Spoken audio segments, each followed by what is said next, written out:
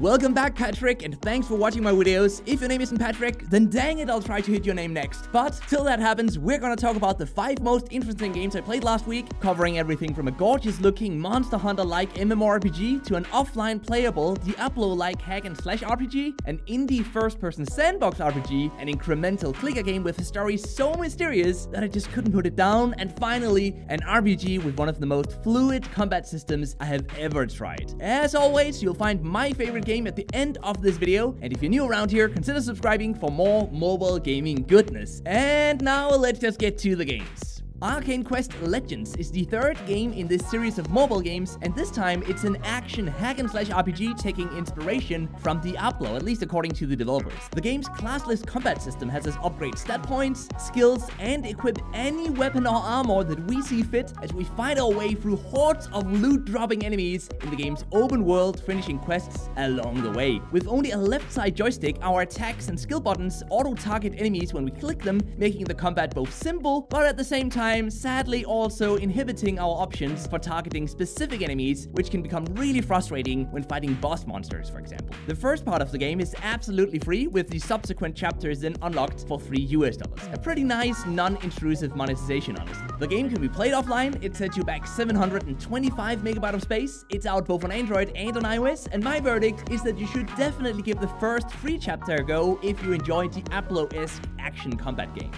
Expeditionaries is an indie first-person sandbox RPG with a huge focus on exploration and crafting, where we head into countless dangerous missions with varying objectives, such as, for example, collecting ores or escorting a team to safety, defeating all enemies standing in our way. The game's super hot-like combat system, where time only moves when we move, gives us time to carefully consider our every move, but it also makes the game very easy if you have a ranged weapon at least. The item, resource collection, and crafting systems are very extensive, allowing us to craft multiple variations of each item to fit our specific needs. And I've never seen anything like this before on mobile, so it's really quite a big system. So if you enjoy that type of stuff, you're most likely going to enjoy this game. The game currently monetizes purely through advertisements that appear very rarely as well, so a great monetization as well. The game can be played offline. It takes up 219 megabytes of space. It's available on both Android and iOS, and my verdict is that if you love sandbox RPGs and you can live with the indie graphics, you should definitely give Expeditionaries a go.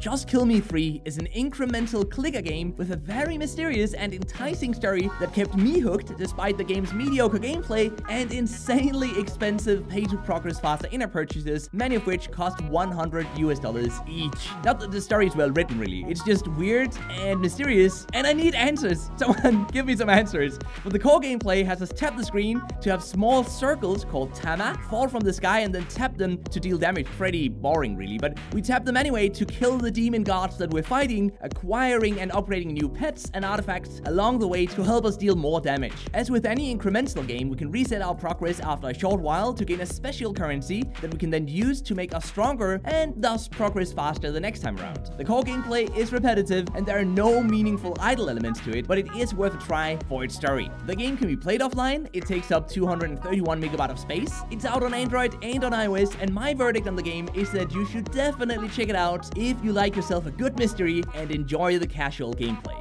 Bladebound is a hack-and-slash RPG with an extremely fluid combat system where each equipment piece we wear offers a different skill that we can then use during combat, keeping the game fresh and the choices for which equipment to wear very difficult, especially since all equipment also has an elemental type that might either add an advantage or a disadvantage to the opponent you're fighting against. With both campaign missions, events, challenges, and an arena game mode, the game has a lot to offer, but sadly the energy system limits us to relatively short play sessions, typically between 10 to 20 minutes, and the limited inventory space means that we'll have to sell old equipment constantly or pay in-app purchases to get more room, of course. The game will require you to be online at all times. It takes up 868 megabytes of space. It's available on Android and on iOS, and my verdict is that you should consider playing it for its fluid and very enjoyable combat system, as long as you don't mind the limited inventory space and the energy system.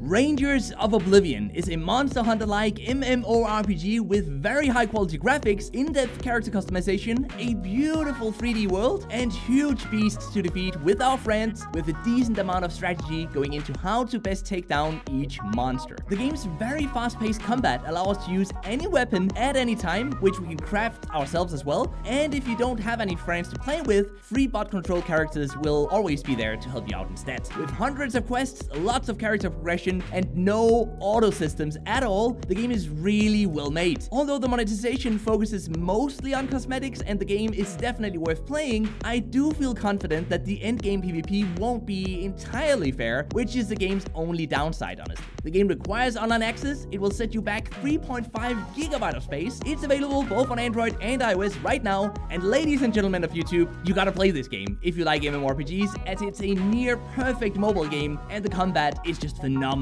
Thank you very much for deciding to stick around till the end of this video. Here's your cookie as a reward. So now, just let me know which game was your favorite. And until next time, just keep gaming, stay awesome, and I'll see you guys around.